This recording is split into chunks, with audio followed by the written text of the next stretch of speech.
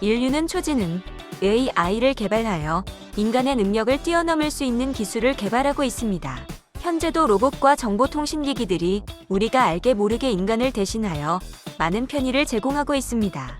과학기술은 만능 유전자를 합성하고 모든 질병의 발생 비율을 낮출 수 있는 맞춤형 줄기세포를 연구하고 심지어 노화를 억제하는 방법을 연구하고 있습니다.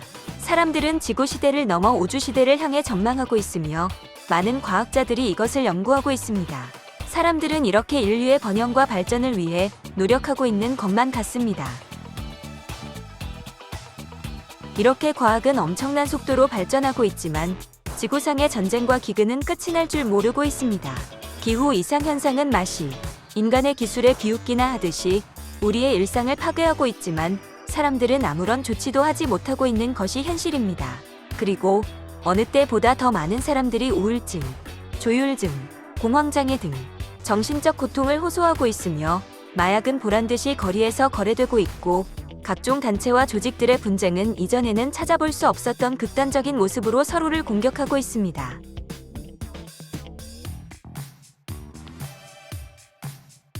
그런데 이런 사실을 오직 성경만이 정확하게 예언하고 있는 것을 당신은 알고 계셨습니까?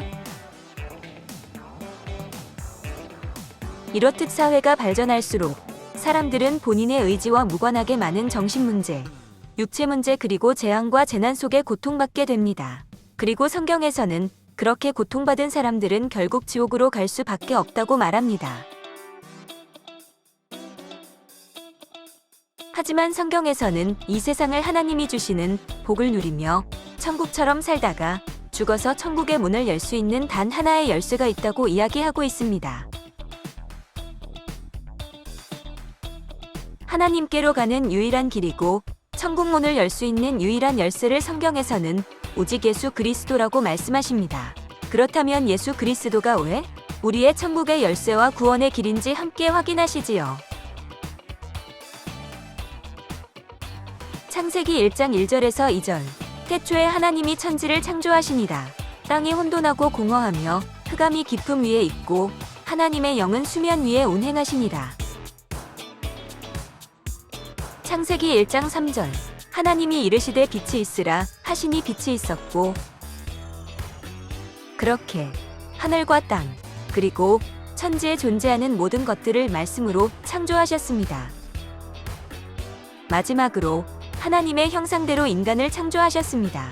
여기서 하나님은 영적인 존재이기에 본질적으로 형상을 가지고 있지 않습니다. 그런데 왜 성경에서는 하나님의 형상대로 인간을 창조하셨다고 말씀하셨을까요?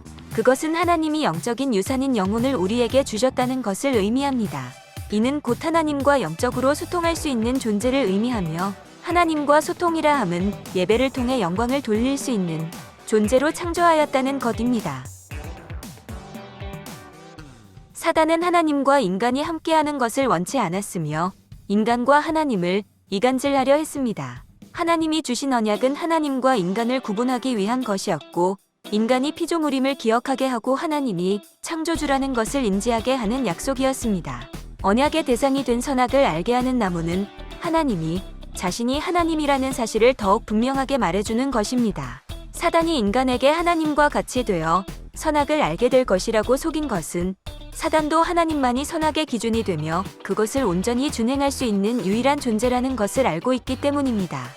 인간은 사단의 속임수에 빠져 선악과를 맛보게 되고 이후에 모든 인류는 선과 악에 대한 유업을 전달받습니다. 그러나 이를 지킬 수 있는 인간은 존재하지 않으며 이로 인해 모든 사람은 죄를 범하게 됩니다. 이는 모든 인간이 필연적으로 죄인이 되는 근본적인 원인이며 성경에서 언급된 원죄의 이유입니다. 인간은 하나님처럼 선악을 알 수도 없고 지킬 수도 없는 존재입니다. 범죄한 인간은 노동의 수고와 출산의 고통을 통해서만 존속할 수 있는 육신을 언약을 어긴 벌로 받게 되었고 영혼이 육체 속으로 숨겨져 하나님의 형상을 확인할 수 없게 되었습니다. 첫 번째 죄 문제. 인간은 하나님의 언약을 어기는 죄로 인해 사망에 이르게 됩니다. 성경은 언약을 어긴 사람은 죽는다고 말하며 죄의 결과는 사망입니다. 두 번째 하나님을 떠난 문제. 죄로 인해 영혼이 육체 속에 묶이게 되고 하나님과 소통할 수 없어지며 하나님과의 관계가 끊어집니다. 이로 인해 인간은 하나님을 모르게 됩니다. 세 번째, 사단에게 잡힌 문제. 하나님을 떠나면 결국 이 땅의 공중권세를 잡은 사단에게 구속되어 살아가게 됩니다. 종교적인 생활, 선행, 철학을 통해 사람들은 천국에 가고자 하지만 성경은 예수 그리스도를 믿음으로 인하여 구원을 받을 수 있다고 말합니다. 하나님은 언약을 어긴 우리를 벌함으로 그 공의를 지키시고 더불어 그가 창조하신 인간에 대한 사랑을 보여주시기 위해 독생자 예수님을 보내주셨습니다. 예수님은 성령으로 잉태하여기에 죄 없는 여자의 후손으로 오셨습니다. 죄인인 인간이 스스로 죄를 대속하는 것은 하나님의 공의에 어긋나기 때문에입니다. 그리고 예수님은 이 땅에 오셔서 그리스도의 직분을 모두 완성하신 후 우리의 구원의 길이 되셨습니다. 십자가에서 죽음을 통해 인간의 죄를 대속해 주신 참 제사장이 되시고 사단의 죽음의 권세를 꺾고 3일 만에 부활하셔서 이 땅의 사단의 권세로부터 우리를 해방시키시는 참왕이 되셨으며 부활의 첫 열매로 하나님에게 먼저 가심으로 인간이 하나님을 만나는 길이 되어 주셨습니다. 예수님은 우리가 갖고 있는 근본적 문제를 완벽하게 해결하셨습니다. 구원은 노력, 선행, 지식으로 이루어지는 것이 아니라 하나님의 선물로 주시는 것입니다. 그러나 우리는 진심으로 예수님을 믿고 영접하여야 그 선물을 받을 수 있습니다. 그러므로 당신은 지금 마음속 깊은 의지를 가지고 예수님을 구주로 영접하시겠습니까?